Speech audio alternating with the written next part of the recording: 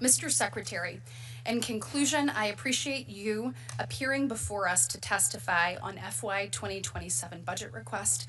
You have an incredibly difficult job and have stepped into it during a very important and difficult time.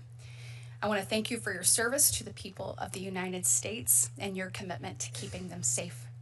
I look forward to your testimony today and to working with you during fiscal year 2027. And I would now like to recognize the ranking member for his opening remarks. And Mr. Ranking Member, do you mind if I recognize the chairman first? Thank you. Would you? Okay, go ahead. Thank you. Ranking Member Murphy. Thank you, Chair Britt. Thank you, Secretary Mullin, for being here today. Mr. Secretary, I think you were crazy to have taken on this job. But at your confirmation hearing, you did promise that you would get DHS out of the headlines. We took you at your word, but nothing has really gotten better. In fact, you've spent the first 2 months of your tenure threatening to suspend international arrivals in states represented by Democrats. Not only would that throw our entire air travel system into chaos, it's completely illegal, which underscores the main issue of this hearing. The reason why Democrats and Republicans were not able to find agreement on the underlying DHS appropriations bill is because never before in the history of our nation has a federal agency been run so far off the rails as the Department of Homeland Security. Every day, this agency is breaking the law at scale and wasting billions of taxpayer dollars. DHS does not implement the law any longer. It makes up the law. Don't take my word for it. 10,000 times in the short 18 months this administration has run DHS, judges have overturned this agency's immigration decisions. Essentially, every case that gets before a judge gets overturned. The agency has locked up American citizens. It has killed peaceful protesters just for getting in the way. It has applied a completely made-up set of immigration laws and deported hundreds of thousands of immigrants who broke no laws, who were playing by the rules, who had legitimate claims to stay in the United States. A federal judge recently cited DHS for violating 96 different court orders in one single state. Not that this agency violated the law 96 different times in that state. No, on 96 occasions, DHS was caught violating the law, was ordered to obey the law, and 96 times ignored the judge in one state. That is stunning, and it should be unacceptable to anyone on this committee who claims to care about the rule of law. To make matters worse, this agency is spending money like stone-drunk sailors. Let's just take the massive detention centers that you are building. In Social Circle, Georgia, DHS allegedly paid almost $129 million for a property previously valued at $29 million. In Socorro, Texas, a property previously valued at $11 million was sold to DHS for around $123 million, a 1,000% markup. Somebody is getting rich, fabulously rich, off of those deals. Or take the company Geo Group. Geo Group was a small contractor in 2024, net income of about $31 million. But then Geo Group made enormous contributions to the president's political operations, and a revolving door started between Geo Group and DHS. Tom Homan worked for the Geo Group, now works for DHS. David Venturella, Geo Group executive, is now poised to be the next head of ICE. And guess what happened? In just a year, as its executives have gone to work for the agency, as the political contributions flowed to the president, their revenue went from $31 million to, wait for it, $254 million, an 800% jump in just 1 year. When President Trump came into office, ICE's budget was $10 billion. Today, with the obscene cash infusion this Republican Congress has given your agency, ICE's effective annual budget is now 11 times that, $115 billion. And with these real estate deals and these contractor deals, at times the agency seems to be lighting this money on fire. But for this committee, that should be unacceptable, because the money that is being wasted, it is earned by plumbers and security guards and teachers. They entrust it to us to spend it wisely. We swear an oath when we arrive here to assure that their money is not used to fund unconstitutional or illegal behavior. Every single day, this agency is violating the Constitution and the law. This cannot continue. For Congress to approve of this budget, you must assure us that this Sherman's march of illegality ends. You must stop padding the pockets of immigration industry CEOs. You must rein in this out of control overspending. But as I stated at the outset, the worry is the opposite is about to happen. You are reportedly considering suspending international arrivals at airports in states represented by Democrats. You will say that is because you disagree with our state's immigration policies, and that is your right to disagree. But the law unquestionably does not give you the right to close international travel in states that don't have the same political leanings as your party. And so I will say the same thing that I said to your predecessor in this forum. I know that you do not like our nation's immigration law. You believe that it lets in too many people. You don't like states' immigration laws that treat immigrants fairly. But the law is the law. Your disagreement with it does not give you the permission to just make up a different law. If you want more authority, if your agency wants more authority, if you want stricter authority, come to Congress and ask for it. Do not ask us to fund an agency that just makes up its own law. Thank you, Senator Murphy. Secretary Mullin, we will now turn to you for your opening statements. You'll be given 5 minutes for that, and then all of your written testimony will obviously be entered into the record. Thank you so much, Chairman Britt and Ranking Member Collins. Chair Collins and Ranking Member Murphy. You know, I do have an opening statement here, but wow, Senator Murphy, the outlandish claims you made there is just flat wrong. You start saying we're breaking the law, and you really start looking at it, and we're enforcing the laws that Congress did pass. That's reckless. When you start saying it's unconstitutional, what's unconstitutional that we're doing? We swore to uphold the Constitution, just like you swore to uphold the Constitution. For you to throw my 275,000 employees underneath DHS and with a broad stroke like that is reckless and irresponsible on your part. We're doing the job that Congress gave us the authority to do. And our men and women out there every single day is enforcing the laws. If you don't like the laws, you can change them. We're not picking and choosing which laws we enforce. We're simply enforcing the law, period, full stop. When you throw out reckless terms and you start referring to our agents as being dangerous, unconstitutional, and lawless, that's why our agents' death threats are up by 8,000%. I know that's not what you want, but your political theater, that's what it causes. When you start looking at assaults on our officers, they're up by 1,300%. Senator Murphy, is that what you want? I don't think it is. I really don't. But I understand the political theater. I understand wanting to get sound bites. And that was obvious because the whole time you was giving your testimony, you wasn't looking at me. You was looking at a camera. I get that. I get it. If you have bigger political ambitions, fine. Just say it. But don't do it at the expense of my officers. When you want to really talk about funding, you haven't funded my officers. CBP and ICE has been willing to do the job for free. Why? Because of a reckless administration. Prior to President Trump coming in and saving America, you had a reckless administration that was destroying America by letting millions of illegals into our country. We're a nation of laws, and we're going to enforce those laws. What separates us from other countries is because people respect the rule of law. There's a reason why people are flooding to our country and not flooding to leave. And it's our job to protect the homeland. And we do that every single day. Every day I walk into that office, I feel so blessed that President Trump gave me this opportunity because I protect my backyard as hard as I protect your backyard. And I do it with pride. And every one of the employees, all 275,000 employees at DHS, they do it with pride too. And they don't separate a blue state from a red state. We look at it as a whole. But your reckless tone is getting people hurt. And it's got to stop.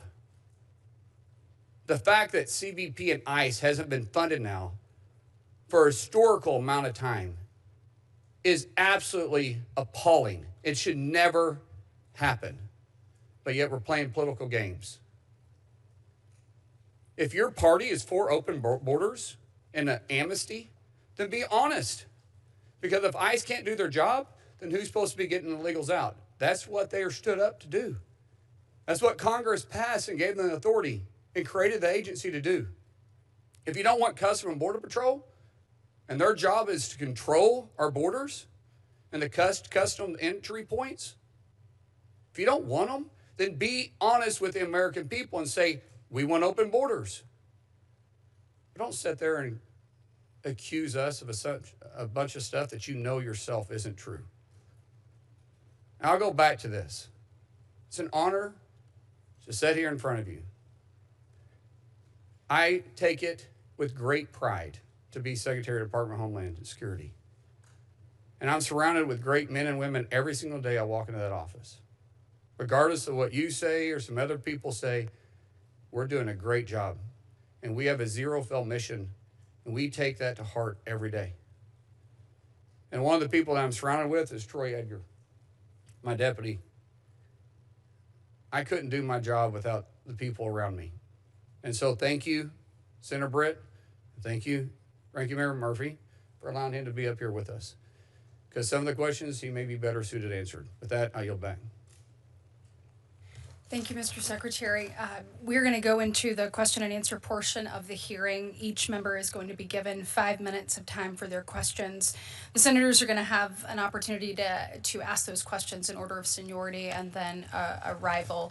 If the 5 minutes is up, I will tap the gavel to note that to the senator that's speaking so that they can quickly wrap their question. I'll give you an opportunity to respond, but we're going to keep this to 5 minutes, and we're going to do that on both the Republican and the Democratic side. So if I can have cooperation there, I would greatly appreciate it.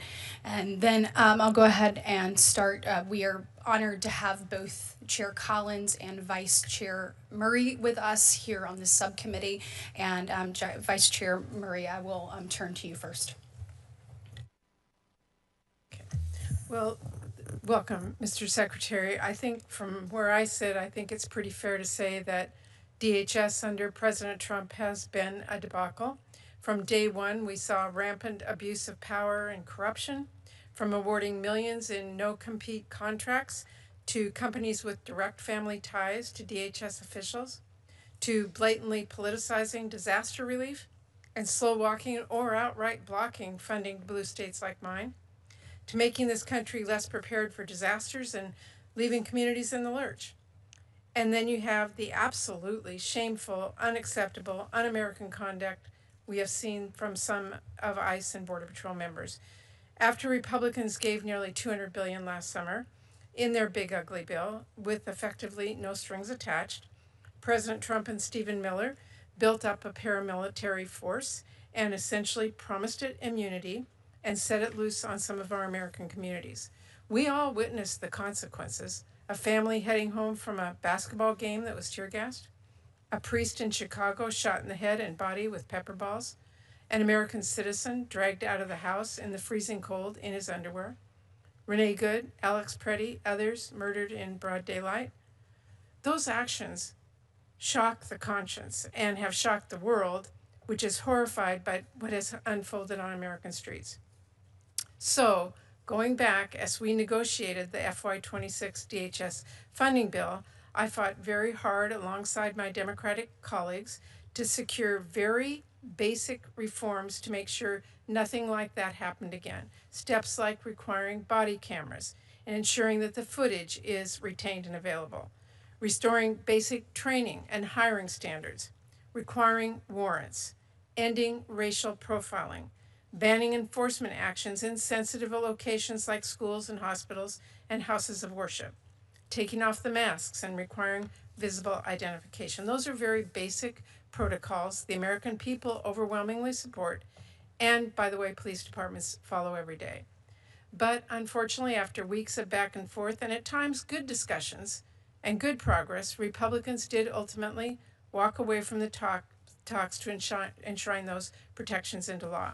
And they chose instead to circumvent Democrats through reconciliation and are now trying to fund ICE and Border Patrol for the remainder of Trump's presidency, not just this year, without any oversight or accountability measures in place. This is exactly what led to the horrors that we did witness in Minneapolis and across the country. And I want to be very clear, Secretary Mullin. I'm watching closely to see what steps you now take as the new DHS Secretary. And I have to say, I have yet to see you take back the reins from Stephen Miller, because even now we are seeing some outrageous proposals. You plan to withdraw CBP officers from airports in cities that don't roll over for Trump. That is insane. It is not only dangerous, it would also spell economic crisis for blue and red states. Meanwhile, DHS is already on track to break last year's record for people dying in custody. And last week, ICE agents tear gassed a United States senator who was simply working to peacefully mediate between ICE and protesters after federal law enforcement, we know, shoved a different senator to the ground last year. And you continue to deport upstanding community members instead of the worst of the worst. Accountability is desperately needed, and I know we will all keep fighting for that. So let me ask you, throughout our negotiations over the 26 bill, the White House and border czar Tom Homan told us we didn't need to put any reforms into law because DHS was already making changes like ending the roving patrols, restoring stronger training standards, requiring body cameras to be worn by all agents and officers. And I know that at your confirmation hearing, you said you do not support the warrantless search and seizure policy the administration put in place. And you reportedly were recently talking about legislation to require judicial warrants, restore training standards, and protect sensitive locations from raids. But while you and Tom Homan say you've made some of those changes, the American people haven't seen the proof of that. So I want to ask you today, what are your current training requirements for agents? Training requirements. Thank you for the question. I want to remind the senator that I was part of the negotiating those reforms, and I think you're aware of that. So I actually know what happened during those. In the room, but I do know you were aware of them. No, I was very involved in it. But you were not in back the room. and forth. No, I was very involved. I was in the room. You were not in the room. I know you were. We was very involved in it because we're talking with the Doesn't matter. House, I asked you a question. What is the training report? Senator, you know that we agreed to all this stuff that you said. And the fact is that you guys walked away because you had primary elections. No, we had agreed. Mr. You had asked for Secretary, 3, and we asked for 9. walked away because you would we had not agreed put to it in 9, and writing. you would never get to yes. And so we walked away and did reconciliation because you was never going to get to yes between Chuck Schumer and Hakeem Jeffries, and you know that to be a fact. And you can't pull the rule over my eyes because I was part of the negotiation. You can give your side. I'm telling you, I was in the room. You start and we turned it. I want to ask you. It was interesting. I was involved in that too. What are your if you want to start talking about training, we're going to July 1st. We'll go back to the 72 hours of training. The training policy is going to change a little bit because we're going to be doing crowd control and fit today's needs, but all training always is willing to change back and forth. When you start talking about warrants, I was very clear in my confirmation that judicial warrants are used when we're entering a residence unless we're in pursuit of a criminal. Or the criminal continues to evade by going from one place to the next, and we're trying to lock the person down. But I was very clear when we started discussing that, and on the sensitive locations, it's been asked multiple times. We're not actively being at sensitive locations. We do sometimes have to pick up a felon that is around sensitive locations, but we're not actively patrolling those, and I think you know that to be true. Okay, and can you give this committee in writing what your current training requirements are? You said as of July 1st. If you could give that to us so we can see what those are. And how about the updated departmental protocols for agents engaging with protesters? I'm sorry? Yeah, you have an updated department protocol for agents who are engaging with protesters. Can you describe that? And the time has expired, so if you can get your answer quickly, I'd appreciate it. Well, let me just ask you then, if you could give the committee in writing that answer, whether or not you've ended roving patrols, and whether or not every officer and agent in the field is now wearing a body camera in writing so we can see what your protocols are? We don't have the money for all the cameras. We had it in the funding bill, but since you guys decided not to vote for it, we don't have the money to put it on all of our officers. But if you remember, during the funding bill, we had $20 million set up for it, and it's currently unfunded because the Democrats were refusing. We had to 20 fund million CBP. in it, and I will tell you this, that was not enough, but what I'd like to know is, We'll respond to if you. you will in writing. respond to that in writing, what your current policies are, so we know that they are actual policies being implemented. Thank you. We'll take that. Thank you, Vice Chair Murray. I'll turn to Chair Collins for her questions. Thank you very much, Madam Chair. Welcome, Mr. Secretary. I'd like to ask you about a particular kind of visa, the H-1B visa, which are for highly skilled international employees. Many rural areas in Maine face shortages of qualified medical professionals, which makes attracting them and recruiting them critical to the health of our communities.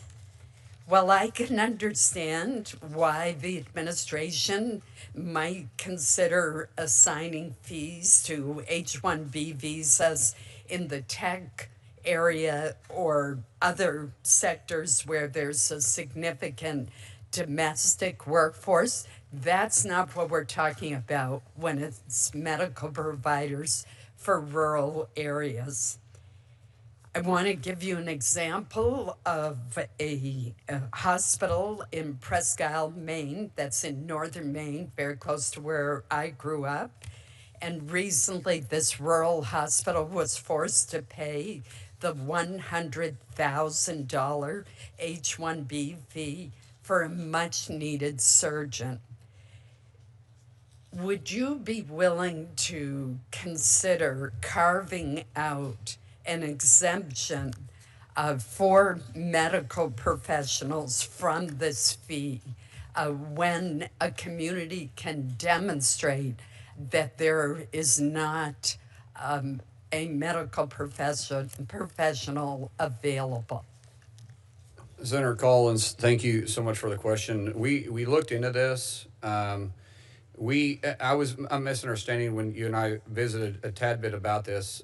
Was this doctor currently in the United States, or did you have to bring him in from outside the United States? He had to be brought in from another country, Right. and there did not used to be a $100,000 fee associated with that visa. The doctor qualifies for the visa. That's not the issue. The issue is the extraordinarily high fee that the hospital in Presque Isle had to pay. So we do have some authority and flexibility to be able to waive some of this on case by case. We had 286,000 applicants year to date for the H-1B visas. Out of those, over 200,000 of them paid the $100,000 to be able to come in, because it allows us to process them in a little bit faster of a manner. In fact, when we do that, we're able to process them in about 15 days because we're able to throw stuff out. If people want to look for an exemption and come that process, which we had roughly 80,000 look for a different path forward, it takes about 7.5 months to go through that process to be able to exempt them. We can speed that up to some degree, but to actually have a carve out, it would be difficult. We're happy to look into it, look at language, try to get it better. Because I agree, from a very rural area, I understand how hard it is to get doctors. But I'd say most of them, when they need it then, and they're not willing to wait 7.5 months to get someone to come through. Because we do still have to do our due diligence on going through their background and making sure they do qualify for it. But on these cases, and there's several people, maybe not on this dais, but have called me since I've been in for 8 weeks, has asked for me to look in some of these circumstances, and we're always happy to look into them and see how we can work with you the best possible way. I would suggest that there's a huge difference between bringing in a computer expert from another country I agree. to work in wealthy California and Silicon Valley versus a much needed surgeon to work at a rural hospital. I'm in just jealous you Northern got a rural surgeon to come in because we're looking for them all over Oklahoma. Well, you can't have this one, but let me switch to another kind of visa that's extraordinarily important to the state of Maine, and that's the H-2B visa. As you know, many of our communities in Maine rely heavily on H-2B visas for staff during our busy tourism seasons. Last year, just to give you an idea, more than 13 million tourists came to the state of Maine, and we're very grateful that they do, but that is 10 times the entire population of our state, and they mainly come in the summer and the fall. So employers in the hospitality sector are simply unable to hire workers to meet that demand. So that seasonal H-2B program is critical, and the workers come, they work, and then they go back home. They're not trying to stay here. They come back year after year. There are ways that we could speed up the process for that. One idea that the Maine Chamber of Commerce recently proposed to me is that employers who have long utilized the H-2B program and have consistently followed the rules should have an exemption for a certain number of workers from the cap for employers if they have that good 5-year compliance record. Another idea would be reinstituting the returning worker exemption from the cap. That existed during President Bush's administration. It worked really well. It was the same workers coming back to the same seasonal businesses year after year. They became like family. And in fact, a lot of times the employers would keep their belongings for them in anticipation of their return the next tourism season. Is the administration considering ways to simplify the H-2B process, visa process for employers who have followed the rules for 5 years, or reinstituting the returning worker exemption? So we've looked at this right now. Year to date, I think we've had 170,000 or 107,000 H-2B visas that's applied for FY26. The number, I do have some flexibility with the number. You guys gave me that authority in 2017. Well, not me, but the department. But to raise the cap, which would mean putting the exemptions in place too, the way that we understand it. We was talking to council today about this. Troy was in the room with us, and so you're welcome to correct me if I'm wrong here. But to raise the cap above a significant number, Congress will have to set that new number or give me the authority to do so, and then we'll be happy to. I have, listen, being from the construction background and understanding the farming and ranching background where it is very seasonal, we do need some flexibility there. Returning workers, I agree, if they've been able to go through the process over and over again, they come in when they're supposed to, they leave when they're supposed to, and there's no issues here.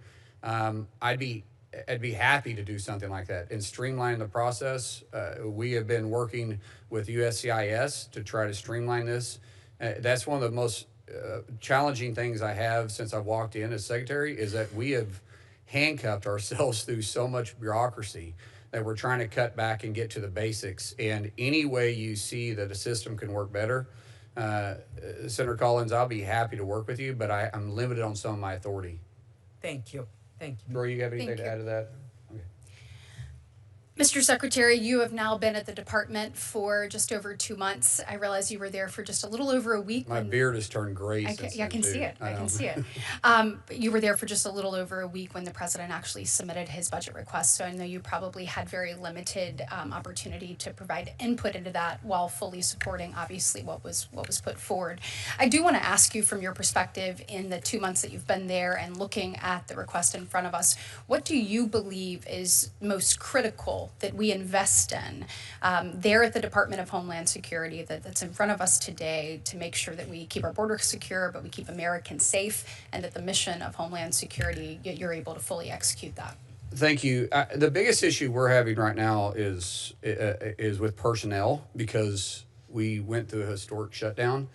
76 days, the longest shutdown in the government history. That's our fourth shutdown in a year. So you can imagine morale has been tough. Without people, it doesn't make any difference what you implement.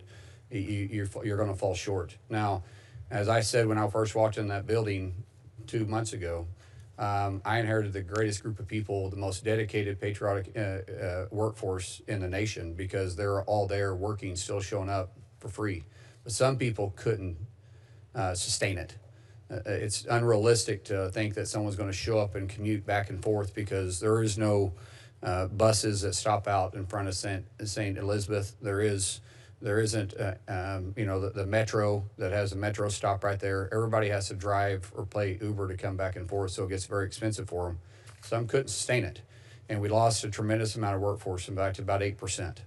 Wow. And trying to bring that workforce back and hiring the best and brightest, and say, by the way, we've been shut down four times in a year, and I can't guarantee we're not going to be shut down September 30th, because we've already heard rhetoric from the left saying they're willing to do that. That makes it very difficult for us to deliver on the mission. But I will say the two things that I've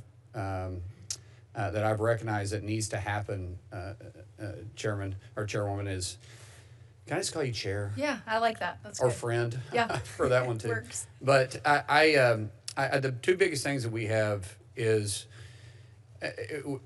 DHS was stood up with 22 components, and we grew very quick. And we've only been around for 20 years. And the foundation for the department hasn't been fully established, because we've been running hard ever since. I mean, we're still trying to bring everybody underneath one campus. We have buildings. We have people spread all across the area in Washington, D.C. Out of 275,000 employees, we have less than half that will all work together. So to build a foundation to actually build upon is very important. So we need to go back and and not put the brick and mortar, but actually put the foundation underneath us and get everybody out of their silos. 22 components are in silos, and we're not always speaking to each other. They're not working together as a cohesive team. And that's true in the last 20 years. One thing that can help with that is the technology, allowing us to all interface. And as you know, technology is very expensive, but we have the largest law enforcement in the country, and we have the unique authorities that no other agency and no other law enforcement has, from cyber to sea to land and to air. And with that, we need to be talking. So when Secret Service has an interaction with somebody, that what they're interacting with, we will also be able to recognize throughout all the other agencies that maybe USCIS has already had an interaction with, or ICE or CBP or the Coast Guard. And we are currently getting bids on what that's going to cost. Okay. And that'll be important to us. Okay. Mr. Secretary, in my minute remaining, I do want to ask you about TSA. I noticed in this budget request there's a significant drawdown in staff, with expectations of fewer staff would be needed because smaller airports would be compelled to join the screening partnership program. I have also seen, obviously, the Gold Plus program. It seems as though TSA is moving in a direction that might culminate years down the line and serving as more of a coordinator or a regulator of security rather than performing security screening functions themselves. Can you just tell me what your vision is for TSA? And we only have 26 seconds here, but 10 or 15 years down the line. So ultimately, we want to have TSA is the most forward-facing government agency we have in the United States. They interact with more people every day than any government agency does, and we want to have best performers. 10 of our top 20 airports are part of this program, but it only deals with personnel. San Francisco Airport and Kansas City International Airport both are part of this program. What we recognize with the shutdown is those airports didn't miss a beat. They were able to continue to perform. So what we're asking is let's expand on that, since we know it's a success. Okay. And let's partner with the public, and let's partner with the private industry with some of the best technology to move us to the gold standard of traveling moving down the road, and we can get there faster because private industry can adjust faster than we can. But to lower the mission or the requirement to keep our skies safe is not an option. We want to actually elevate that, and we can do that with the help of the private sector. Absolutely, and appreciate the men and women of TSA and what they've done, particularly in some of the most challenging circumstances over the last few months. Now turning to Ranking Member Murphy. Thank you. Mr. Secretary, this is from a federal court decision regarding ICE's activities in Minnesota. ICE is not a law unto itself. ICE has violated nearly 100 court orders. This list should give pause to anyone, no matter his or her political beliefs, who cares about the rule of law. ICE has likely violated more court orders in January 2026 than some federal agencies have violated in their entire existence. That's not a Democratic appointed judge. That is a Republican appointed judge describing the scale of illegality. I understand your MO and others in the administration's MO is to attack us personally or to claim that we're inciting violence when we point out the widespread illegality. But this is a Republican appointed judge who is saying the exact same thing that I am saying. This is a really important discussion for us to have, because this is, whether you want to believe it or not, at the root of our disagreement, is that it is very hard for us to figure out how to fund an agency that is violating the law. Again, that's not me saying it. That's a Republican appointed federal judge. Now, this widespread violation of court orders admittedly largely happened before you got on the job. And as a senator, you always struck me as somebody who cared about the rule of law. And so maybe the easiest question is this. When DHS gets a court order telling them that something they are doing is either illegal and unconstitutional, prior to you taking office, the approach was to ignore that court order. That's what this judge is saying. 94 times you got a court order, you didn't implement it. Now that you are on the job, can you commit to us that if a court judges something ICE is doing, something DHS is doing as illegal, unconstitutional, tells you to stop, that you will comply with the court order? Ranking Member Murphy, I will tell you that we will never break the Constitution, and we're not going to break the law, but we're going to enforce our nation's laws. And we're going to enforce the laws that you guys passed and that we implement. We will never go outside that, and if we do, we'll hold each other accountable for that. But that doesn't sound like the same thing as committing that you will obey a court order. Obviously, the entire structure of the federal government gives the power to the federal courts to divine whether you are obeying the law or not. I mean, I think it's an easy thing to say. Will you or will you not implement court orders? If we didn't think courts were politicized, then I would probably be able to answer that. But we see courts over and over again that use their bench for their political opinion, not just the rule of law. And we can see that because we see how many times they're overturned. Choose which court orders you obey based upon whether you believe that what I said to be politically. Don't put words in my mouth.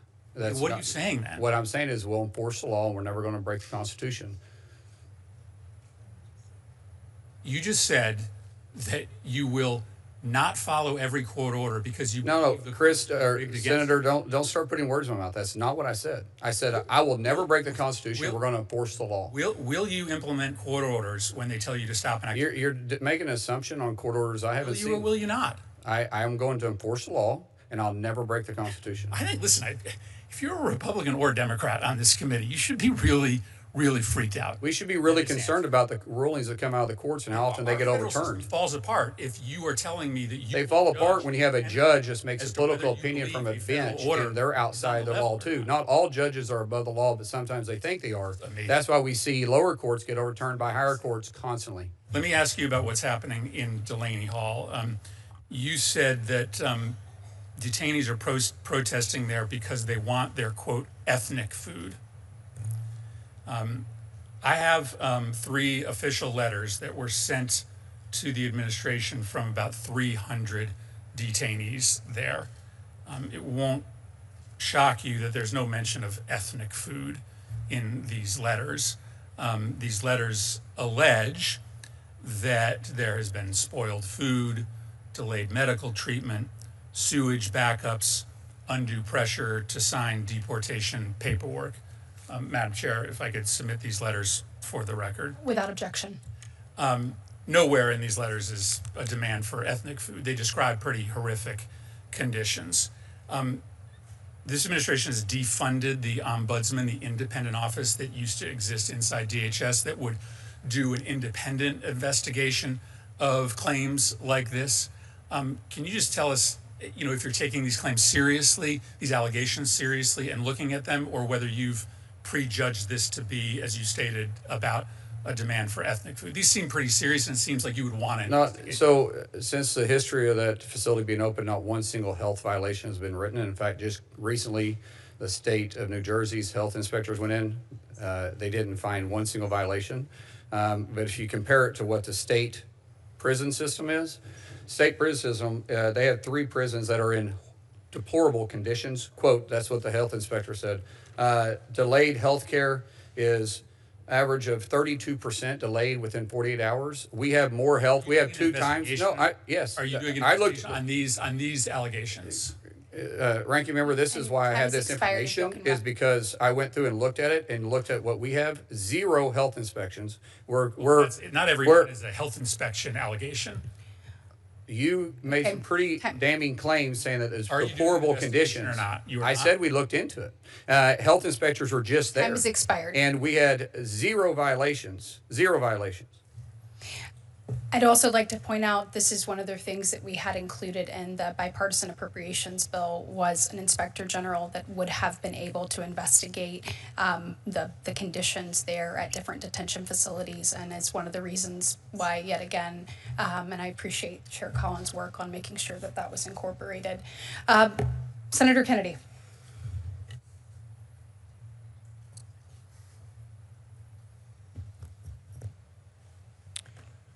Mr. Secretary, welcome.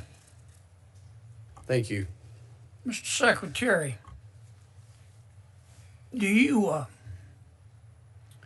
hate people who are different from you? No, sir. I wake up every single morning and say, love the people, love the call.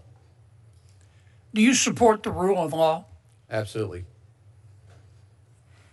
Isn't a big part of your job to enforce the immigration laws?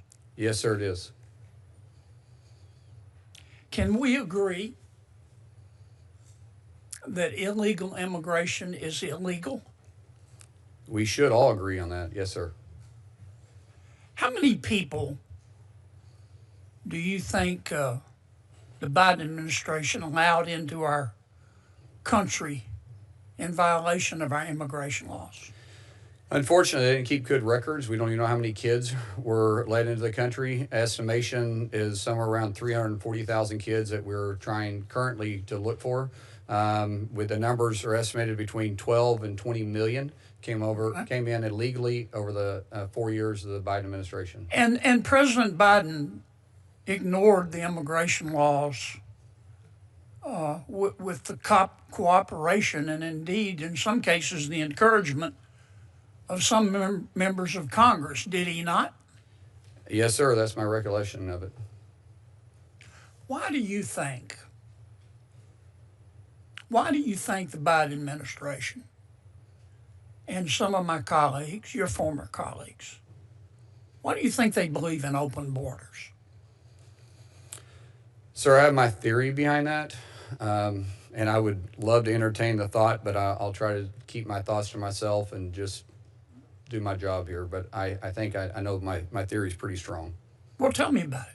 I'll probably get myself in trouble. It's okay. You're already in trouble.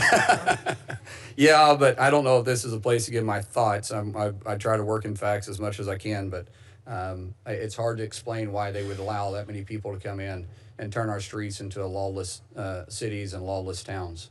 I mean, does any other... Let me try it a different way. Do you think vetting people at our border is racist? No, sir.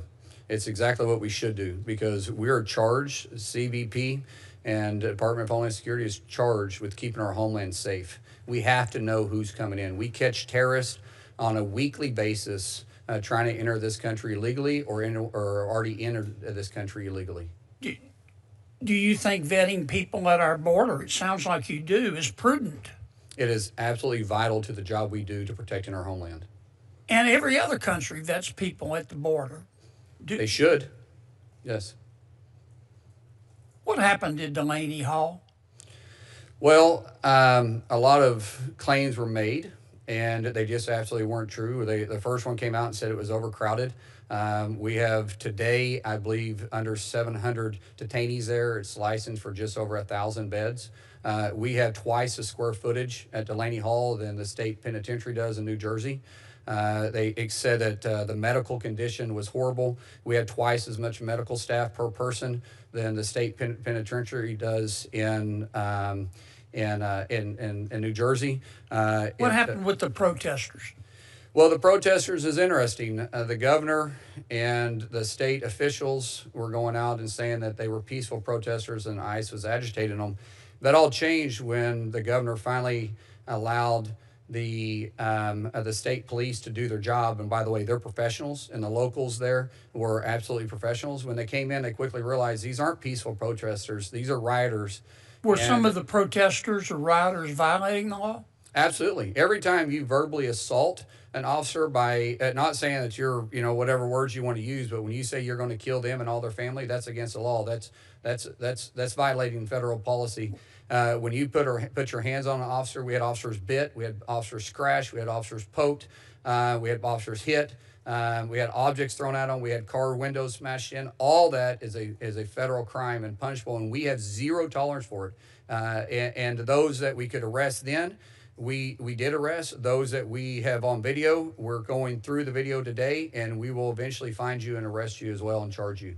Now, you have the right in America to protest, don't you? I support the First Amendment, but you do it in a peaceful manner. But you don't have the right to protest violently or in violation of the law, do you? That is correct, Senator. Isn't it? Last question, I know.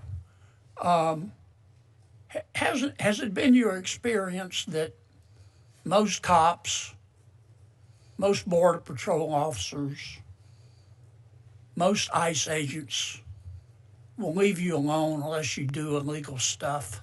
And the senator's time has expired, so if you can keep this quick. That is absolutely correct, and they love doing their job. They don't do it for the money. They do it because they're called to do it.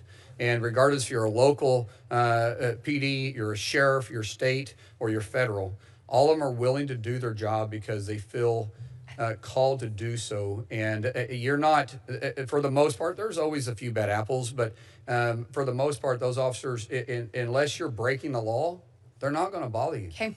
That's my experience anyways. Thank you, Mr. Secretary. Senator Hyde-Smith. Thank you, Madam Chairman, and thank you, Mr. Secretary, for being here, and to our Deputy Secretary, thank you for being here as well. Before I begin, I want to note that we are getting some really positive feedback from my stakeholders at the state level in Mississippi regarding FEMA's recent progress, particularly that funding is moving more efficiently and responsiveness appears to be improving, and we're very grateful for that. We appreciate that work, and with that in mind, I want to talk about several issues that's affecting our state now. States like Mississippi closely monitor FEMA's public assistance disaster declaration thresholds. You know, we have a lot of hurricanes, we have a lot of tornadoes there, and it's just been considerable discussion regarding potential changes to these thresholds and what they mean for states' ability to qualify for this assistance. Will you provide clarity on whether FEMA is planning to adjust individual states' disaster thresholds for public assistance major declarations? With those changes, what those changes may look like and what the timeline states should expect for implementation. Can you comment on those? Yes, there was quite a backlog of the public assistance dollars that needed to be put out since we've been in office. The president has just signed off on 15 last Friday. Before that, there was 22. So total, we have 37 now that have been out the door in 8 weeks. We're constantly looking at it. What we've seen, because the public assistance is supposed to be somewhat of a match, 75% of the match. What we've seen is a lot of states inflate those numbers. And when we go through and we start looking at the reimbursement, in fact, I haven't seen one that actually everything they're claiming has qualified. Once we go through it and we check it off, for instance, Friday when we went to the president and laid it out in front of him, and we showed him what they were asking, where we came up with the number, what we denied, and what we approved, he signed off on 100% of them. But we are looking a way to reform it. FEMA it was never set up to be the complete all. It was supposed to be there to assist, not to be the final solution, assist the state or the community in its bad day when they met certain qualifications. But the state and local communities are the first responders. Ever since really Katrina, we've seen that shift, and more dollars have went in. We see a lot of wasteful dollars going in. We know the states can do it much quicker and much faster and much cheaper than we can as the federal government. I'll just use this one example. This is some reforms we're looking at. In order for FEMA to pay for a haul off, it has to be hauled from the person's property, dumped out of whatever it's hauled into onto the street, and then the FEMA, or beside the street, then a FEMA approved contractor has to go in and separate the waste, because each different products get paid different and they have to go to different sorting facilities, and then we have to go out and then dump it. And so most of the stuff is getting touched 2 and 3 times. From a construction background, that's a waste of time and a waste of money, and it costs way more to do it. So for us to look at grant systems for the state and allow them to be responsible for it when they hit certain thresholds is something that we are looking for public assistance, and that we think the dollar will go farther. The president has made it very clear that he wants to put the dollar closer to the resource. And from Washington, D.C. to wherever it happens in Mississippi or in Oklahoma, it's a long ways away, and that dollar gets added to usually anywhere from 100 to 200% before it actually gets to the resource. Yeah, just reasonable solutions. Sounds great. But while we're on the topic of public assistance, Mississippi recently submitted requests for both public assistance and individual assistance following the tornadoes on May the 6th and the 7th, very close to where I live, and we're still waiting for a determination. So can you tell me the status of those requests, and will you commit to working with our office to ensure we receive timely response so disaster-affected communities can start rebuilding and get back to as normal as possibly that we can? My understanding, and Troy, if you have an update on this, let me know, but my understanding is that we're still working with the state to do the final assessment. We know the declaration has been made by the governor. We know the president did accept that declaration, but now we're looking at what the cost is for our funding to actually reimburse for public assistance. Troy, do you have something to add to that? Yeah, so we did get that. It was approved by the president. We do go through the process to be able to make sure the validation of all the costs. As you know, the public assistant grants are pretty formulaic. You kind of submit through, so no big surprises. Like the secretary said, we have 13 open right now that need to go all the way through to get passed through. If you like, I'll take an action to get with your office after this. Thank you. That would be great, because I toured just about all that devastation, and it truly was devastation. Thank you, Madam Chairman. Senator Hyde-Smith, Senator Shaheen. Thank you, Madam Chair. Secretary Mullin, thank you for being here, and Deputy Secretary Edgar. And Mr. Secretary, I also very much appreciate your willingness to engage with me on a call last week to talk about a list of concerns that we have in New Hampshire with respect to issues within the Department of Homeland Security. One of the things that we discussed, and we owed you some information, was a college that we have that's applied to the Office of Students Exchange and Visitor Programs in your department for approval to enroll F1 students in their new doctoral program. As I explained on the phone, there is real urgency about this, because without approval by July 1st, they're going to potentially lose 2,000 students, graduate students. This is a university that prepares students for jobs in artificial intelligence, national security, healthcare management, a lot of other high-demand, high-skill professions. It's very important to the community in which where it is, and also very important to the state of New Hampshire. So can you give me any kind of an update on the New England College Form I-17 application to allow those F1 international students to enroll in the college's new doctorate in business administration program? Sure. We've got the point of contact. We'd asked for the point of contact for the college. I believe we did receive that, and we give it to USCIS.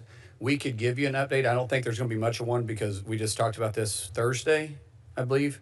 And so I think we're working on it. I'm assuming they've already made contact with the college. I don't know that for a fact, but we'll get back to you and get you that information.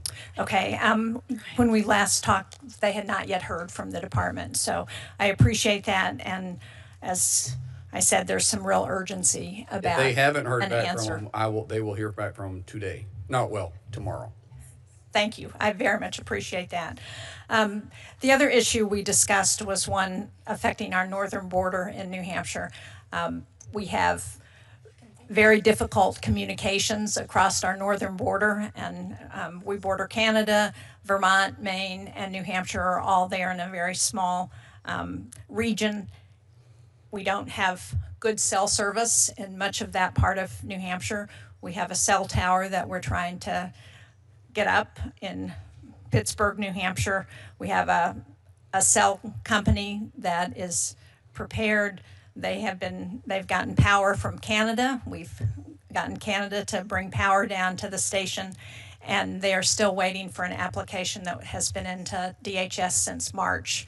So will you commit to following up and trying to see if we can get an answer on this agreement as soon as possible so that it's a safety concern in northern New Hampshire? Yeah, so immediately after your phone call with us, I turned around and called the director and had the conversation with him. There's a couple of paperwork because it's a combination between us and Canada. There's something Correct. that's still sitting at the State Department that I believe they're waiting on some paperwork to be done. I'm trying to recall this from memory, but I believe we're ready to move, but there was just some final paperwork that either got to be clarified by the contractor or something. I will get you an update on that, and Okay. we'll try to get that to you tomorrow. And we will certainly, if there is something missing at the New Hampshire end, we will work to make sure Absolutely. that gets done. But I believe we're waiting on some clarification on some information. That's what I believe that's what I was told. But Okay. whatever the update is, we'll get your office the update tomorrow. And again, there's some real urgency because of Yes. safety concerns. Oh, I completely understand. On a broader issue beyond New Hampshire, the Department of Defense has provided hundreds of millions of dollars in non-reimbursable support to Homeland Security for immigration enforcement. Last year, with several other senators, we visited Naval Station Guantanamo, and the amount the department is spending there for just a handful of DHS detainees is really shocking. And I know that given your background, you want to spend money in a way that is most efficient and effective. And we know that DHS has a discretionary appropriation, and ICE and CBP continue to increase staffing levels so that the need for U.S. military to conduct immigration and detention enforcement is not, I think, not just wasteful, but it appears to be only for optics. So can you talk about how you're working with the Department of Defense to address this support and whether they are being reimbursed and whether you're going to evaluate the importance of continuing that mission at Guantanamo? And Mr. Secretary, the time has expired, but if you will answer this. Yeah, I'll do it real. Senator, we looked into this. It was a high contract, and the beds we weren't using. There is a need. It's not optics because we don't talk about it. There is no optics for it, but there is a need based on some of the terrorists that we do find come across the border before they enter the country that we need to put them someplace other than a detention center with normal population. We saw that during the War on Terror. And so we are looking at a different contract that we're going to be having moving forward that will be a less cost. Instead of us having so many beds that we're renting off of them every single month, it'll be on a case by case situation. And we looked in this early on because we were trying to get our hands around some of the money that was leaving DHS too. Well, thank you. I appreciate that. I have some further questions, but I will follow up with QFRs. Thank you, Madam Chair. Senator Capito. Thank you, Mr. Secretary. Great to see you. And thank you, Deputy Secretary, for being here. I want to make a point. When I look at the videos of what's going on in New Jersey, I wonder the calculated measures that the rioters are taking to try to provoke a response from the professional men and women is just beyond the pale in my opinion. But I would like to point out that the bill that the chairwoman of this committee wrote and that has been denied in the Senate by every Democrat in the Senate had extra dollars in there to teach de-escalation training. So I commend the ones that are there now, but I do see what the need for more de-escalation trainings, because there's more methods, there's more ways, and it's a profession, I'm sure, on how to antagonize and try to goad our law enforcement into making a mistake or overreacting or whatever. So I'm sorry this bill is not coming forward, because I think it would be answering what I see on the videos. I do want to go to the Coast Guard very quickly. You all selected Carneysville, West Virginia as the location for the Specialized Forces Command Center, which will bring in a broad range of high-risk missions where you're centralizing it in Carneysville, West Virginia, in a facility there that you already had and you're now using. But you have in your budget an extra $20 million to help establish this facility. I'm wondering, is that adequate? What will they use for, and will you need additional funding for this? Thank you so much. Underneath President Trump's leadership, he is rebuilding the Coast Guard and bringing it in to the force that needs to be to face today's threats. We're investing roughly $24 billion across all aspects of the Coast Guard. They've been neglected. They've been a neglected force that's truly our first line of defense of the homeland. Right now, I can't give you a full number. We're doing an assessment. I talked to the commandant about this. He felt like we're in good shape, Okay. but we're just now starting. In any of these facilities, when we get into it and we start doing building and rehab, we usually find that we try to keep it underneath budget, but it can quickly get out of hand. So before it gets to that point, we want to have a good, solid number moving forward. So when I find out I need something else, Senator, you'll be the first call I make. Thank you. And these are critical functions for the anti-drug trafficking and functions that the Coast Guard does so very well. I'm also encouraged that the department and CBP's decision to establish a centralized capability directed to counter UAS, and they are looking for a facility. They've been doing some of this at Summit Point Training Facility, located again, guess where, in my home state of West Virginia, very close to here. Currently supports federal training, testing, operational missions, and ongoing UAS and counter UAS activities. This is a very unique site, and I understand that CBP would like to utilize Summit Point. You know, we have the training center out there in Harpers Ferry. This is very close. So I would like to invite you to come and visit and join me at Summit Point Training. And second, will you work with me to see that we can make this the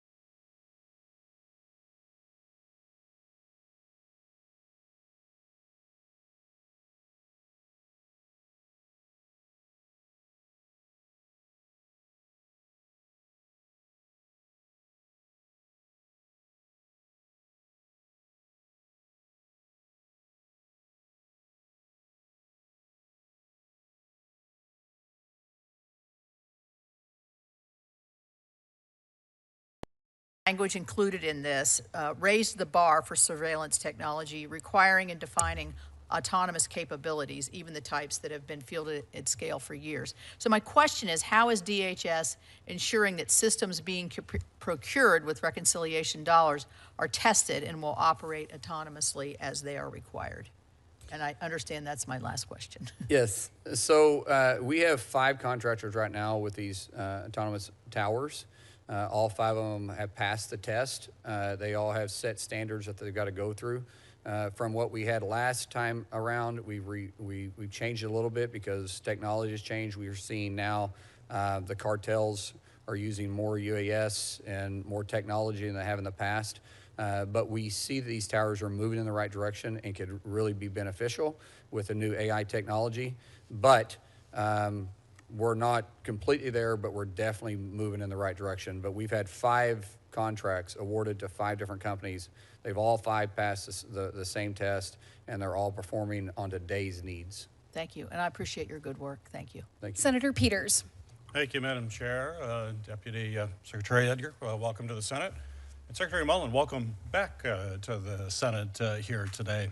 Secretary Mullin, in response to a question for the record from your nomination hearing, you committed to taking action on implementing a law that actually Senator Collins and I passed that would create a Northern Border Mission Center. And in that question, you responded that within 1 month of your swearing in, you would work to get that center set up. So unfortunately, it's been 2 months now, 2 months since you've been sworn in. Have you taken actions as required by law to advance the center? We have the personnel there. We're fully staffed. We just haven't got the structure built. You can't do that in 2 months. So we're still looking for funding and contracts, but we are mission capable with the personnel in place. So you've directed components to assign staff that have been there? That was as of today. Oh, great. This morning. Well, this is the latest as of today that I was briefed on this, that the personnel is in place, except the structure obviously hasn't been built. I think there was a contracting. I can't. Troy, what was that today? Yeah. Remember? Yeah, the facility's done. The contractor is finishing off items. So at this point right now, the contractor building is ready. The staff is ready to go in there. And I think that there's also some discussions going on with Canada as we're going through that too. No, you're talking about the bridge. Oh, they are. Yeah, you're talking about the bridge, not the facility. Mission Separate center, yeah. things. Sorry. Look at that. Yeah. I referred to him on a question. That'll be the next question. So yeah. No. So this is this we haven't. We're still waiting on the structure, but the personnel are in place and they are performing the mission. And other training. So I appreciate your continued effort and hope you continue that. Thank you. The Gordie Howe, here we go. The Gordie Howe International Bridge is a project that you know that. I'll let Troy answer this question. Yeah, okay. He's already warmed up on it. You know, it's been in the works for decades now. This bridge that has been built was paid for by our Canadian neighbors, which was nice. But they used American steel and union labor.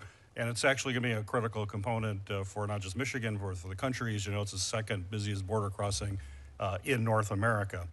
Right now, everybody is excited about it across business, all sectors of Michigan's economy and the Midwest.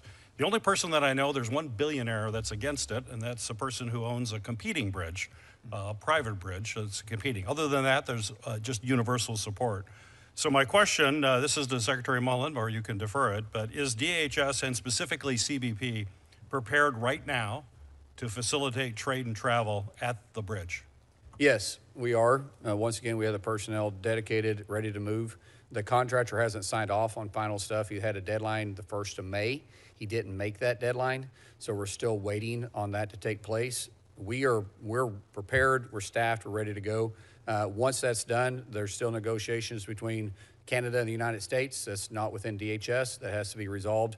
But we're as far as we can go without the sign off from the bridge and the final agreement between the two countries. So as far as you're concerned, CBP is good to go? We're good to go. Okay, yes, sir. Good. So Secretary, as you know, natural disasters affect all Americans, regardless of their politics. And no administration should ever limit or deny disaster survivors aid because of their personal politics or because they live in a state that happens to be either Democratic or Republican. In fact, I was extremely concerned by reports that FEMA employees under the Biden administration were actually skipping houses of survivors that happened to have a Trump sign in their front yard, which was absolutely outrageous. I even co-sponsored a Republican amendment that would prevent political affiliation from being considered by FEMA when approving assistance applications. I was very aggressive against the Biden administration with that incident. But now, under Trump's second tenure as president, we have witnessed the politicization of disaster assistance, unfortunately, I think is a massive scale. There are reports that President Trump has approved nearly 90% of disaster requests from red states, but only 23% from blue states, even when the request met the FEMA established threshold for federal assistance. I have behind me a chart that's up there now showing this unprecedented politicization of disaster assistance by the administration. I don't think there's any other president since the establishment of FEMA that has chosen to actually punish American citizens that have survived a flood or a wildfire because their home state governor or senator's political affiliation. So in these disasters, as you know, Americans have lost their homes, their possessions, suffered so much. Could you just tell me yes or no? Do you think it's right for a president to approve disaster aid based on whether a state voted for him instead of the amount of damage that actually occurred in the state? And you see this chart is pretty dramatic. Senator Mr. Peters, Secretary, yes. the time has expired, but please answer his question. Senator Peters, that's not my experience with the president. As I said, we've had 37 states approved for public assistance disaster underneath President Trump, and everyone with the exception of 2, because they didn't quite qualify, that was blue, that was brought in front of him, he approved, including a large a number. In fact, one of the largest numbers approved is for Washington State and Hawaii. Just briefly, I mean, this chart, I think, speaks volumes. So I would like to have further discussion with you at an appropriate time, because what we're seeing, I don't think, I know you. I would think that you would be appalled by some of this as well. I'd like to have that discussion. Senator, I agree with that. And look, you and I don't agree on every issue. I do agree that it shouldn't be politicized. I will tell you my experience with the president as I sat down in front of him. Last time I sat down in front of him last Friday, he had 15. They're red and blue states, including tribes. He approved 100% of them. I didn't have, we went through, talked through it. My last time to sit down in front of him, he actually denied 2, and 1 was red and 1 was blue. And there was reasons because they didn't quite meet the threshold, and we were having to try to get there. So my experience since I've been in office for 2 months hasn't been that. Okay, well, I'll look forward to following further discussions. Thank you, Mr. Secretary. Thank you. Senator Murkowski. Well, I sure look forward to the day when we don't talk about disasters as being red or blue. They're just disasters that have happened in America, and I think that's what we're all working to do to address and fairly. Mr. Secretary, it's good to see you, although we could use your help back here on this side too. Just know that we appreciate you. I'm not going to say I don't miss it. I do miss the people, but I don't miss, actually, I love where I'm at. And I feel very You don't honored. need to offer any apologies or explanations. I want to talk about Coast Guard just real quickly. You've shared that you've had an opportunity to come up to speed with the Commandant, with all that the Coast Guard is doing. We are very excited about the investment that this country has made, led by this administration, for investment finally in an ice-breaking fleet, more than 1 at a time. And so the effort has been real, it's been legitimate, and it's more than just the ice-breaking fleet. It's been the commitment to the Coast Guard, and you have noticed that they have been chronically underfunded over the years, and so the effort for recapitalization is big, it's important, and it's very, very much appreciated. We are seeing a lot on the shipbuilding side, and that's necessary, but we all know that those ships don't move around by themselves. It's the men and women in the ship and the families that support them. So making sure that we've got shoreside infrastructure prioritized in the FY27 budget is going to be very important for me, and particularly in some of our more rural areas. We are now on the 10-year anniversary of the Coast Guard's Alaska 2112 plan, where it was identified where the fast response cutters would go when they were built. Those FRCs are now built.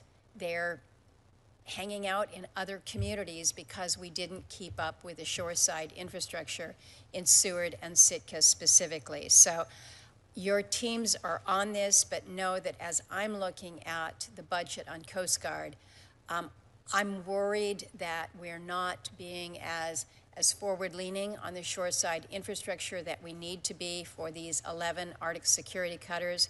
I was going to ask you a question about whether or not all 11 ASCs are funded, and I've just gotten an update that tells me that, in fact, they are funded through both the reconciliation funds, and then the combination of Coast Guard funds. So we get in the ships, but we need to make sure that we are not losing sight of shoreside infrastructure. So I just need your commitment as a secretary that you're keeping eyes on as we're moving forward with a very aggressive and very necessary priority. We are absolutely, Troy, our deputy, and myself have met with the Commandant multiple times on this. I know he's made trips with the Commandant. I personally have too, about some of the shoreside. It was just, the fact of the matter is the Coast Guard was neglected for many years. And President Trump's the first president, and definitely in recent history, that has made such a heavy investment and has made it a goal. I was just recently with him at the Academy speaking. That's his second time to speak at the Academy. He absolutely sees the Coast Guard as being such a vital port. He loves the idea that the retention, President Trump loves the idea that the retention is 90% higher than any branch in our military. And we have a lot of spouses and kids that are also working. So shoreside investment is vitally important. I know, Troy, you have something to say about that, because we are making a heavy investment towards shoreside too. Yeah. How you doing, Senator? Last time I seen you was up in Alaska when I came up there for the Storis. We absolutely have a lot of focus on trying to make sure that the infrastructure catches up. We don't only have that problem with the Arctic cutters, we also have the OPCs and all of these that we have infrastructure issues that we need to work on. I think one of the most important parts is yesterday, or I was in Galveston, Texas, where we actually opened up a shipyard there, the start of a new shipyard. And I think one of the most important things, when the question was asked earlier, what are the two things that we really need help on investment? The Secretary said the workforce capacity and the infrastructure. And, even in this FY27, you guys gave us about an almost additional $1.5 billion, mainly to get the people for these.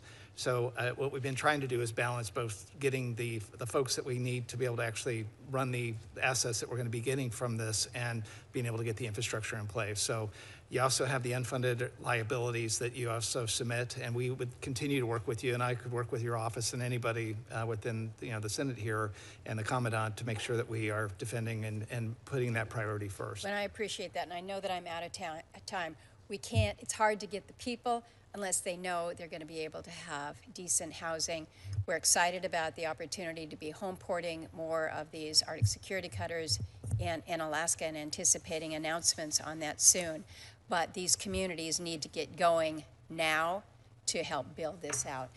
Mr. Secretary, I'm going to follow up with you about the issue that I raised previously with regards to H-1B visas for teachers. I know Senator Collins raised it for medical professionals, but we're really anxious about this as school districts are looking to bring on and hire more of our teachers. So I'll follow up with you on that. Thank you, Madam Chairman. Thank you, Senator Murkowski. Senator Van Hollen. Thank you, Madam Chair. Welcome, Mr. Secretary. You'd agree that it's important for the American public to be able to trust what DHS says, right? And that it's important that the department put out factual information. You agree that that's important? I think it's important for elected officials to do that. I think it's very important for everybody. So I'm holding up a press release here, Mr. Secretary, dated January of this year. It's before your time. It says that a person named Julio Sosa Silas violently assaulted a DHS agent. I want to read the quote in here from former Secretary Noem. She said, quote, "What we saw last night in Minneapolis was an attempted murder of federal law enforcement. Our officer was ambushed and attacked by 3 individuals who beat him with snow shovels and the handles of brooms. Fearing for his life, the officer fired a defensive shot," unquote. That's an untrue statement, isn't it, Mr. Secretary? What we have been briefed on, yes. Yeah. And it came to light because the city of Minneapolis had a camera system, and state authorities from Hennepin County have pursued the investigation and recently arrested this officer. Are you aware of that? I believe so, yes. Yeah. So this is part of a pattern we've seen, because I do want to turn to the case of Alex Preddy. And in that case, Secretary Noem said that he was engaged in an act of domestic terrorism. She said that it looked like Alex Preddy intended to, quote, inflict maximum damage and to kill law enforcement, unquote. That wasn't true either, was it? I'm sorry, I didn't hear the That statement. wasn't a true statement either. Of her statement? Yeah. I can't speak on her behalf, but it's not what I recall seeing. You agree the facts don't support that statement? Well, I didn't make the statement. I didn't say you did. I asked you whether you understand that the facts don't support the statement. The investigation would say that's probably not accurate. Yeah, okay. So again, we know that because of the video. Secretary Noem also asserted that Renee Good was engaged in an act of domestic terrorism. So look, the reason I'm asking you this, Mr. Secretary, is I want to know if you're going to be willing to provide state investigators access to evidence they have requested in their ongoing investigations into the killings of Alex Preddy and Renee Good. Sir, as you know, the FBI is set up to do the investigation on federal law officers, and we investigate it from the federal side as a federal action, not a state action. But you're aware of the fact that the state has authority and jurisdiction as well, right, under federal case law? Actually, under the authority of the federal prosecution, stays within the federal government, and so the FBI is set up to do those investigations. And I do want to say something too. We arrest between Mr. Secretary, I'm sorry, I have limited time. But you said you accused there to be a pattern.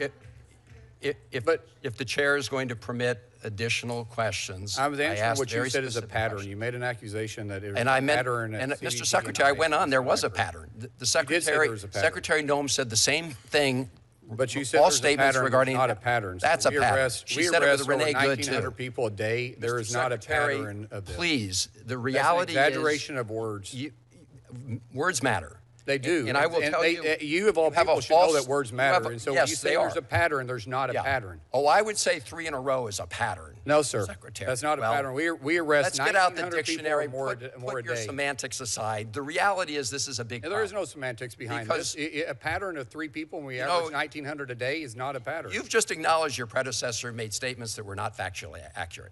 I want to go. So it sounds like you're not willing to share evidence with the state authorities who are trying to get to the bottom of this. And I will just say, Mr. Secretary, that given the statements that came out of this administration, including the White House, it is hard to trust this administration to do an independent investigation. That's why it's important. But yet you to trust share the last that. administration?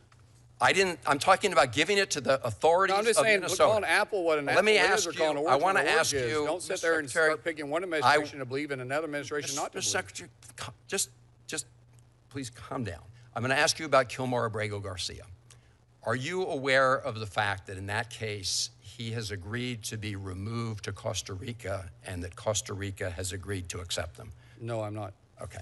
So I'd like you to look into this because essentially what the administration did was say to him when he was returned to the United States after being wrongfully deported to El Salvador, and the administration admitted it, wrongfully deported him.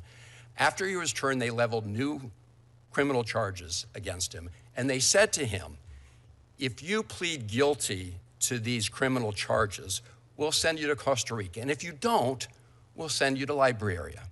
Well, he said, I'm not going to plead guilty to these charges. And it turns out that just a short time ago, a federal judge determined that the administration had engaged in a vindictive prosecution against him. And so my question now is, will you, the administration, agree to have him removed to Costa Rica rather than engaging in punishing him for pursuing his constitutional rights? That's the question. If you don't have full information here, Mr. Secretary, I understand. Well, my question is the gentleman here in this country legally? Secretary, the time is expired. The but person you can was answer his illegally question. removed to El Salvador, and this administration has He admitted is still that. in this country illegally. This is the point is he has said he will be removed to Costa Rica, and Costa Rica has accepted that. The point, Mr. Secretary, is Great. If he's willing is to the do that, we'll have to administration. send him. The point is that they're engaged in what a judge already found to be a vindictive prosecution, and now they're trying to leverage all this to try to get him to go to Liberia instead of Costa Rica. It's a gross abuse of process. Mr. Secretary, Anybody looking at this can see that. The Mr. senator's time is Secretary. expired. I'm good. Thank you. All right, Mr. Secretary, we're going to go ahead and move into another. We have Senator Haggerty that's on his way. I can't tell you how pleased I am that the Coast Guard has chosen to establish this enlisted leadership training center in Birmingham, Alabama. I certainly look forward to being there later this week with Admiral Lundy and hopefully others. And I understand that the Coast Guard's training centers are at max capacity, the ones that we currently have. So, Mr. Secretary, how will the creation of the training center at Birmingham Southern allow the Coast Guard to deliver world-class training support to ensure the continuous deployment of mission-ready personnel to the fleet? Thank you for asking the question. Our biggest asset we have throughout DHS, including the Coast Guard, is our personnel. And everyone want to do their job and do it the best possible way. But it takes tremendous amount of training. Since the Coast Guard is small compared to the other branches, what you'll see is most individuals that are within the Coast Guard are cross-trained, sometimes between 15 or 20 separate jobs. And they're expected to be on a cutter one day and be in an office as a mill aide the next. And they happily do it. And that's why the retention is so high. So when we are able to invest in their continuing training, and be able to see that they have the skills and the tools needed to deliver on the threats that face America and our waterways every single day is vitally important. And there's a badge of honor too when they see the President of the United States, President Trump, investing in them, and they realize that they're not being neglected, but they're being appreciated. There's a sense of pride that comes along with that, and why they're willing to do their job without recognition. It does feel good when you are recognized. Yeah, well, we're excited to now be a coastie town there in Birmingham. Yeah, that's a new term, coasties. Yeah, right. So we're looking forward to it, and certainly appreciate all that they do for keeping our country safe and secure. Secretary Mullin, like you, I am proud of the U.S. Secret Service and the work that our law enforcement agencies do every day to keep Americans safe. Hoover, Alabama is home to the National Computer Forensic Institute, NCFI, the nation's premier training center for state and local law enforcement prosecutors and judges combating cyber crimes and electronic threats. Through its partnership with the Secret Service, NCFI has trained thousands of law enforcement professionals and has equipped them with advanced forensic tools to investigate cybercrime, financial fraud, and online exploitation. We've seen an increasing emphasis from DHS on equipping state and local municipalities to become more self-reliant, with the department providing appropriate federal resources and training. Can you talk a little bit about how NCFI trains and equips communities to respond to cyber crimes in their jurisdictions and the downstream effect it has on national security, making sure that our local law enforcement officers are empowered? It's a partnership that we have with local municipalities, state municipalities, and federal municipalities where we use the resources together, and we train together, and we're able to respond in a respectful manner. We also have private partnership in this too, and when you go to one of these facilities, you'll see that we have our federal partners throughout different agencies sitting alongside law enforcement from Miami, Florida, or Massachusetts, Detroit, San Francisco, LA, Seattle. And when we're able to do that in the case of a bad day, and we train for bad days and we hope there's never a bad day, but unfortunately there is.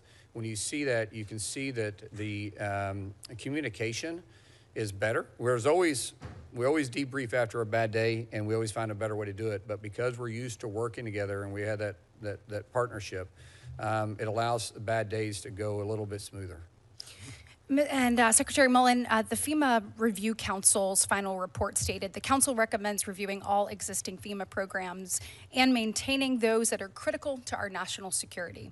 It went on to say that rather than replacing successful programs, the future agency should double down on those with a proven track record of effective federal, state, and local partnerships, such as the Emergency Management Assistant Compact, National Urban Search and Rescue Program, and the Center for Domestic Preparedness. Preparedness. I agree with the council's recommendation for the strengthening the Center for Domestic Preparedness. Can you tell us your vision of how to improve that facility so we can continue to provide world-class training to emergency managers and first responders? Well, it goes back to the partnership we have with our states. Right now, I forget how many classes we have going on around the country. Do you remember off the top of your head? I was just briefed on this last week. We started classes on the emergency preparedness, I believe the 1st of May. And we have sectors all around the United States to where we train the emergency response teams from the state and the counties. Yep. And we allow ourselves to work together, but the partnership we have isn't possible without the participation of the local, county, and state. And my time has expired, but I think it is critically important that we continue to maintain that partnership, maintain that training, looking at what we have coming forward, all of the different events that we're going to be hosting across our country. We want to make sure that our communities are safe and strong. I now recognize Ranking Member Murphy. Thank you very much, Madam Chair. I'd like to enter into the record a lawsuit that was filed today by the New Jersey Department of Health, in which they are asking for access to Delaney Hall because they have in fact been denied access to the medical unit, the sleeping areas, and the bathing and toileting areas. So it doesn't actually appear that the lack of violations is due to a finding that the conditions are sufficient, but that actually they are being denied access. Does that change your assessment of whether you've done enough due diligence here? And maybe more importantly, and I understand you may want to look into this, but can you commit us to making sure that the department has access to that facility? Well, we give them access to the things we are contracted with them and required to do, which is the health, the food, the preparation, the facilities. They don't always have unfettered access to the detention center. If it's within their contract, we'll help them. But there is a difference between federal facilities, because they're not able to get to all federal facilities, and federal privatized systems too, where they are required by law to have access. We'll always allow them to have access. But because they want to politicize it, and the governor wants to politicize it by saying that they weren't allowed access, it's not true. And I would suggest they spend more time in their own prison system. This is endless. Anytime somebody disagrees with you, whether it's a member of this committee, whether it's a state public health agency, whether it's a federal court, they are politicizing the Department of... Sir, that's exactly what you're doing. Homeland Security. I've just been sort of chilled by our interaction from earlier on this question, and I don't want to put words in your mouth. So I asked you whether you would... Then don't put words in my mouth. Then I'm just going to read back what you said. I said, will you or will you not implement court orders? And your answer to me was, if we didn't think the courts were politicized, then I'd be able to answer that. But we see the courts over and over again use their bench for political opinion. I'm just asking. That's a true statement. Tell me I'm wrong on that one. I'm asking you this. Is that not right or wrong? I'm asking you this honestly. Because I remember when we certainly. Let me ask. I remember when we were putting these same conjunctions against President Biden. You were saying I have limited time. Can I ask the question? I'm asking you a legitimate question. There is no end to this. If Republican administrations don't implement court orders that they believe to be politicized, then Democratic administrations will not implement court orders that they believe to be politicized. And that's exactly what the Biden administration did too. But do you see that as a desirable result? Shouldn't both Republican and Democratic administrations implement court orders regardless of what they believe to be the political Senator Murphy, what I would love to see is the courts actually do their job and not play politics, but you saw it as you felt during the Biden administration, and we definitely see it right now. If you want to start talking about court orders that was issued against the Biden administration versus Trump administration, we can start talking numbers, but we also see that the upper courts always overturn, or a lot of times overturn, these lower courts. So you tell me if they're being politicized. Well, they are. I agree that I have questions as to whether certain courts are making decisions. And what I've made it very clear is that we're going to enforce the law and never break the Constitution. I'm going to ask for additional time. I agree that there is politics involved in judicial decisions. I do not think that gives an excuse to either a Democratic or Republican administration to ignore those court orders. I think that's actually the end of our republic if the administration willfully ignores a court order because they disagree with it or its motivation. There That's a difference between you and I. No, that's not actually true, because there were several court orders that was put in against the Biden administration specifically towards immigration and our border, and I didn't hear you one time speak out against the Biden administration for ignoring that. Well, so actually, I mean, actually, that's not true. Really? I will send you endless statements from me about how I believe the Biden administration was going above and beyond the ability that the law allowed them on immigration policy. Let me ask you a final question. The nonprofit security grant program, really important program in Oklahoma and in Connecticut. Wish it wasn't necessary. I assume you wish it wasn't necessary, but it provides grants to churches and to synagogues and to Jewish community centers and to mosques to provide security. You've recommended a lower amount in this budget, and maybe most concerningly, we haven't gotten the FY25 grants out the door. I know you believe this is an important program in Connecticut. It's vitally necessary. We don't get nearly as many needy applications filled as we would like. Just a commitment to work with us to try to get that number as high as we can, if we can eventually get a budget done, and a commitment to try to get those 25 grants out the door as quickly as possible. we will work with you on that, absolutely. It's an area of, I think, deep agreement between us. Thank you. Senator Haggerty. Thank you. Thank you, Madam Chair, and welcome. Great to see you again, Secretary Mullin, Secretary Edgar. Good to see you as well. When President Trump was sworn into office for a second term, he received an historic mandate, and he also had a historic problem to deal with, too.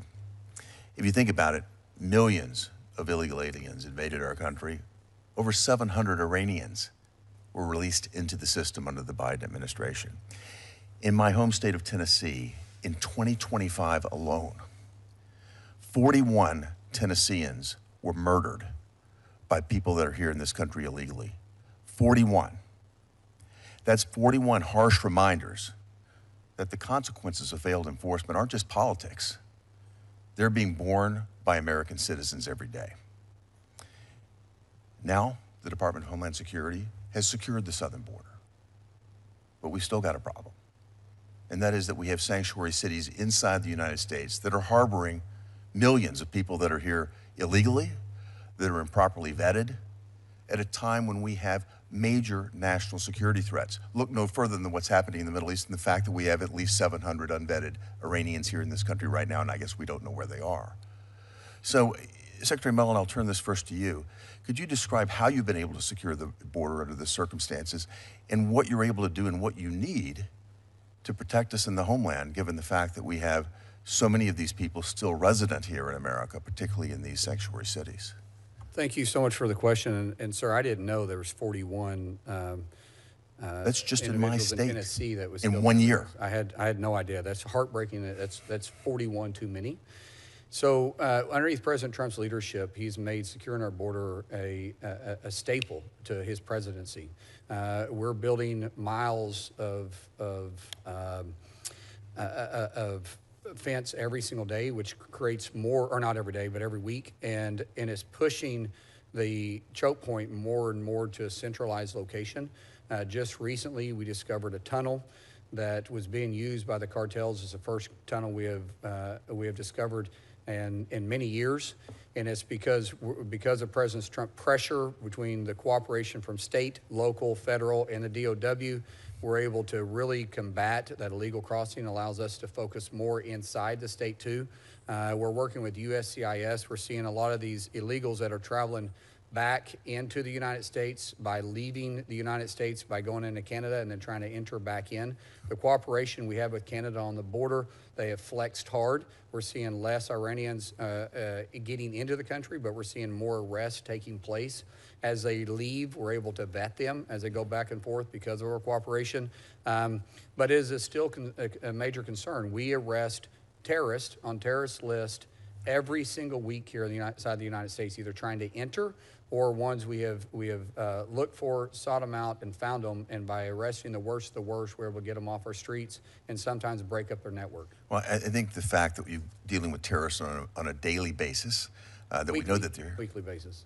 I wouldn't say daily. It's amazing to me that we have to go through the reconciliation process to try to properly fund ICE and border protection. If you think about this, our Democrat colleagues have decided that they'd rather take your department apart at a time when we're being invaded than allow us to protect the homeland. I would also add this, Mr. Secretary, because I want to get back at the sanctuary city issue some more. If you think about the invasion that took place of our country during the Biden administration, the millions of people that came in, these sanctuary cities were also erected.